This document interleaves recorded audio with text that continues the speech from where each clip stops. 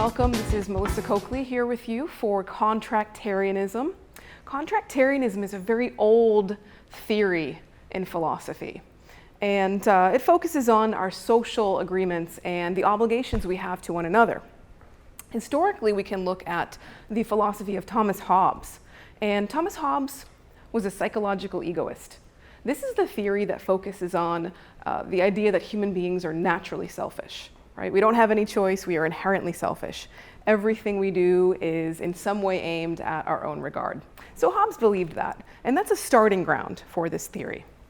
From that point, Hobbes imagined what life would be like in the state of nature. State of nature is a condition where society doesn't exist, right? There's no creation of laws or rules yet in the state of nature.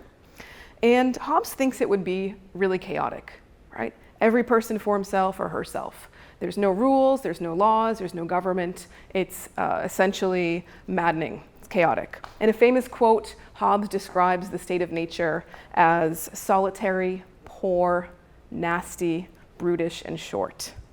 Right? No place we want to live. In other words, the state of nature does not offer us the best life. It's not one that we would willingly choose, state of nature. In order to escape the state of nature, Hobbes theorizes that we would need to transfer our rights to some kind of ruler, maybe a king or a monarch or some political authority who will give us a state of peace, who will create a state of peace.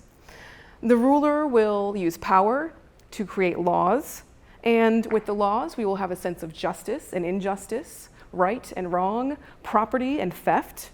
And these concepts, according to Hobbes, without a ruler are empty and meaningless. Right?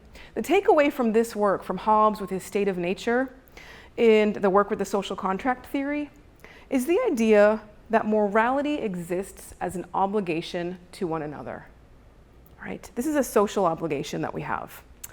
But there's a small problem with Hobbes' work here. Right? Recall the example that I gave earlier about psychological egoism. Right? The idea that humans are inherently selfish. Well, Hobbes wants to put a ruler in place. He wants us to transfer our rights to some kind of monarch or king or ruler. And the problem is, there's nothing to stop that ruler from being selfish as well, right? And power hungry. So this is something to think about if you want to reflect on Hobbes. But we can take this a little bit further and consider the late Harvard professor, John Rawls. John Rawls takes Hobbes' focus on the social contract theory in a new direction. And Rawls, for him, contractarianism involves fairness. That is the main aspect of morality for John Rawls. In fact, according to Rawls, justice requires fairness. Right? Problem for Rawls is that fairness is missing from our everyday lives. Right? In other words, the playing field is not level. This is a result of what Rawls calls accidents of birth. Accidents of birth are aspects about ourselves and our lives that could have been different. Right? For example, being born into a wealthy family or into a family with connections, being born into poverty, being attractive or unattractive, healthy or unhealthy. Even somebody's level of intelligence could be considered an accident of birth. Remember, accidents of birth are aspects that are neither due to our own merit or our own fault. Think about this for a second, though. Right? The examples I just gave of accidents of birth. Is it true that these accidents of birth create unfair advantages? If someone is, for instance, very attractive, is it possible that he or she has more opportunities? Right? What about wealth? Right? Does wealth create additional options that may not be available on the same level to individuals without wealth? Rawls believes this is the case. In order to solve the problem of the accidents of birth, Rawls comes up with a solution that he calls the veil of ignorance. Before discussing the veil, before discussing Rawls's veil, it's important to note that what he's doing is coming up with a thought experiment. And philosophers use thought experiments as a way to explore issues free from bias. Right? You're expected to suspend your judgment and engage your imagination so that you can think about things that might not actually seem possible. And Rawls asks us to do this with the veil. So the veil, back to the veil. The veil of ignorance is exactly as it sounds. It's a veil that blinds you, right? There's the ignorant part, you're being blind to your position in society. And what happens is this veil is theoretically placed over your head so that you can't see your accidents of birth. You don't know whether you are wealthy or healthy or attractive or unintelligent or you have connections. You don't know any of those accidents of birth underneath the veil. And while you're underneath the veil, you must renegotiate the rules for society that you would actually choose to live in, right? So again, you're no longer aware of your wealth or health or your power or your connections or any of these things, and you renegotiate. You renegotiate the rules for society that you actually believe in, that you would want to live in. And Rawls says that we wouldn't be willing to risk giving advantage to the wealthy or the healthy or the intelligent or the attractive simply because we don't know our own position, right?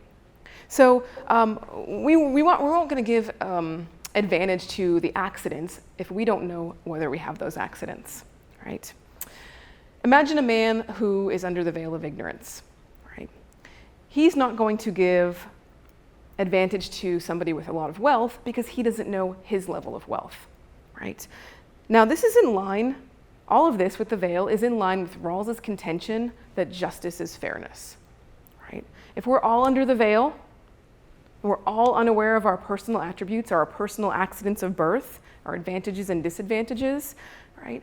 Rawls holds that we would negotiate for principles that are fair to everyone and creating a fair social contract, right? So take a moment to think back to our textbook for a second and think about Karina's dilemma, right? You may recall that Karina has found out that her company, which we call Brand X, has been illegally dumping toxic waste. Karina must decide the best course of action. She's concerned about her livelihood, but she's also worried about the community's water supply. What should Karina do? Well, if we want to apply Rawls' contractarianism to Karina's dilemma, we will see her behind the veil of ignorance. So she must imagine what it's like to be anyone in the situation, any of the main stakeholders, right? And she has to choose the option that is most fair to everyone involved. So it could be her boss, it could be the other employees, it could be her family, the citizens of the town, the whistleblower, the employees of the company that is illegally dumping. Given all of these different perspectives, right, and not knowing her position, not knowing who she is because she's under the veil, forces her to make a decision based on fairness. If fairness seems out of reach to Karina, she must make the choice that protects the interests of the least advantaged stakeholders.